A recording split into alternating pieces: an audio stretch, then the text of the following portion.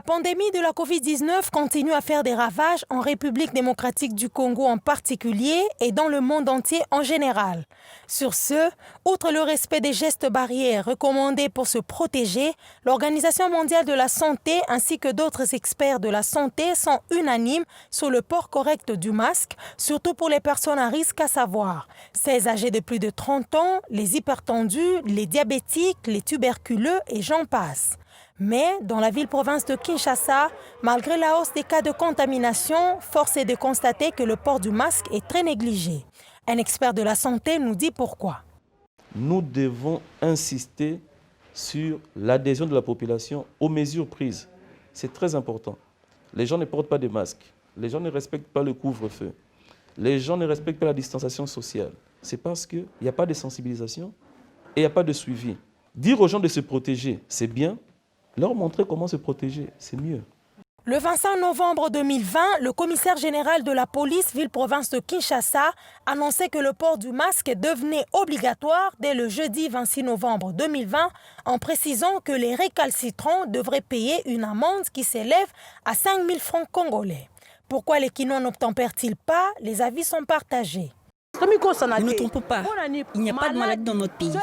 Nous serions tous morts. La maladie est bel et bien là. J'y porte toujours mon masque quand je suis au travail ou là où il y a beaucoup de gens. Je ne porte pas mon masque pour les autorités, c'est pour me protéger.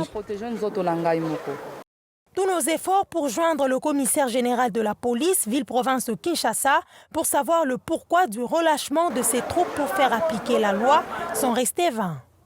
Depuis l'arrivée de la Covid-19 en février 2020, la production des masques a connu une hausse considérable. Cependant, ils représentent un réel danger pour l'environnement. Faute de sensibilisation, les usagers s'adonnent à les jeter où cela leur semble bon, ignorant ainsi le crime écologique qu'ils commettent en posant ce geste. D'après nos recherches, les masques chirurgicaux ne sont pas faits de plusieurs couches de papier biodégradable. Outre la barrette métallique et les cordons élastiques non biodégradables, ils contiennent de grandes quantités de polypropylène, une sorte de plastique qui met 450 ans à se dégrader, tandis que les molécules qui le constituent demeurent indéfiniment et polluent chimiquement le sol et les eaux. Dans les milieux aquatiques, ces masques peuvent en outre devenir des pièges physiques pour les poissons et autres animaux, pouvant les confondre avec de la nourriture. Les experts écologiques recommandent cependant de ne jeter ces masques que dans les poubelles car ils représentent un réel danger écologique à court et long terme pour les écosystèmes. Pour des raisons d'assainissement et de réhabilitation, les marchés centrales de Kinshasa sera fermé au public jusqu'à l'achèvement des travaux d'entretien qui seront lancés dans les prochains jours, indique le communiqué du ministère provincial de l'Intérieur. Cette décision est motivée par le fait que les marchés centrales de Kinshasa produisent la plus grande quantité d'ordures, estimée à plus ou moins 100 tonnes de déchets par jour, alors que c'est le premier marché urbain à contribuer à la taxe d'assainissement.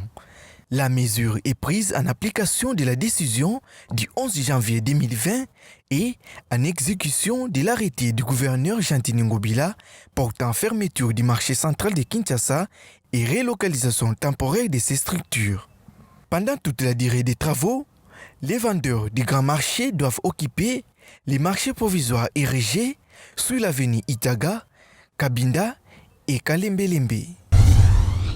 Après l'intervention du président de la République, Félix Tshisekedi, à One Planet Summit, les réactions n'ont pas cessé de tomber. La dernière en date est bien celle de Maître Blaise Moudodossi, coordonnateur de l'ONG APEM, dans une interview exclusive donnée à Environews. Cet avocat a recommandé à la RDC de valoriser d'abord l'existant avant de penser étendre le réseau des aires protégées à 17% du territoire national d'ici 2030. Il y a plusieurs discours qui se sont succédés, et notamment celui de notre chef de l'État. Et bon, comme d'habitude, il y a toujours des paroles et c'est tout ce que nous disons. Donc nous devons maintenant aller vers de l'avant. Nous devons aller vers le concret. Pour travailler sur la biodiversité, on doit avoir une vision beaucoup plus large. beaucoup plus large et non pas seulement s'arrêter à des forêts classées où nous avons des aires protégées. Parce que j'ai vu, on a beaucoup plus parlé des aires protégées, surtout du côté de la RDC. Mais on doit comprendre qu'il y a aussi d'autres forêts. En dehors des critiques, cet expert a profité de l'occasion pour marteler sur la question des peuples autochtones qui sont le plus souvent victimes des accaparements de terres sous prétexte de sauvegarder les aires. Nous devons comprendre que le climat doit être bien régulé et pour les réguler, il faut des actions, il faut des comportements, il faut changer. Il faut changer la manière de vivre, il faut changer les demandes parce que souvent c'est à travers les demandes humaines et que la forêt et ce qu'il contient est évidemment perturbé. Les discours c'est bien mais ils doivent être suivis par les activités. Et les activités, et ça ne doit pas seulement s'arrêter dans des grandes villes, ça ne doit pas seulement s'arrêter dans des chefs-lieux de province, mais ça doit aller vers les communautés parce que c'est là où nous avons la forêt, c'est là où on a la biodiversité. Pour cet acteur de la société civile, le programme de la présidence de la République, qui consiste à planter 1 milliard d'arbres sur le territoire national d'ici 2030, est une initiative sur laquelle l'État doit doubler les efforts sur son plan d'action par rapport à l'année passée. Il a suggéré au gouvernement congolais d'impliquer toutes les couches de la population dans l'échelle de sensibilisation pour que le projet d'implantation d'1 milliard d'arbres soit réaliste. L'annonce faite par le gouverneur de la ville de Kinshasa, Jean-Tini Ngobila, sur la fermeture du grand marché central de Kinshasa suscite tant de polémiques. Si pour les uns, cette fermeture sera l'occasion pour le gouverneur d'assainir cette partie de la ville, pour les autres, par contre, les autorités eux-mêmes sont à la base de ces immondices.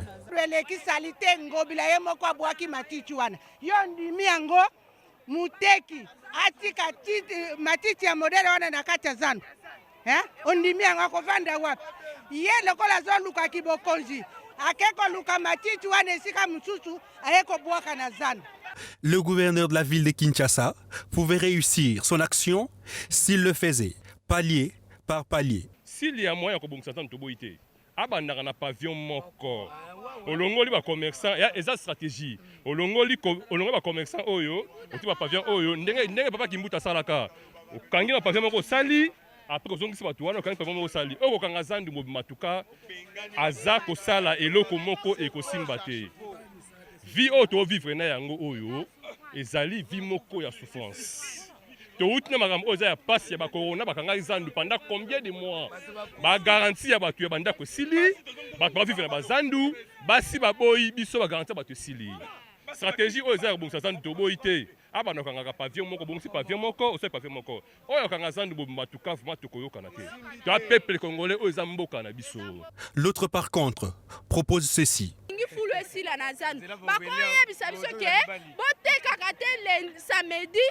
Samedi, dimanche, tu as l'entretien. Fou loin et salaté. Mais tu y habité. Manilo y a azobana, bana confinement. Papa, tu as qui confinement. Tu sali 6 mois. Tu as la banda. Kutu to zongi, to kuti biloko na biso. Exacte ba ibi biloko. Mais na 6 mois wana, to y na zano ngana kutaki. Eska bateka tomate, tomate ebimi penza, ebimi sipe ba tomate. Eska banguba bateka banguba ebimi na mabele. Siko tozo tuna. Papa Ngobila Chantini, ya mobali englombe mobali na 6 mois wana osala kinini.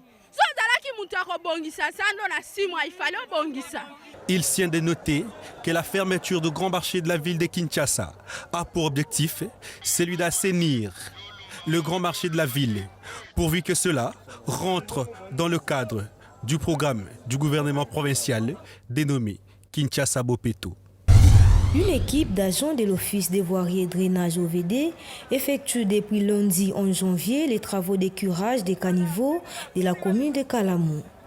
Selon les sources sûres, les projets concernent les curages de l'ensemble du réseau des ouvrages d'assainissement sur l'avenue Victoire, partant de l'avenue du Stade 20 mai jusqu'à son croisement avec la route Kasavubu, où l'on observe une forte présence des eaux stagnantes due au bouchage des caniveaux.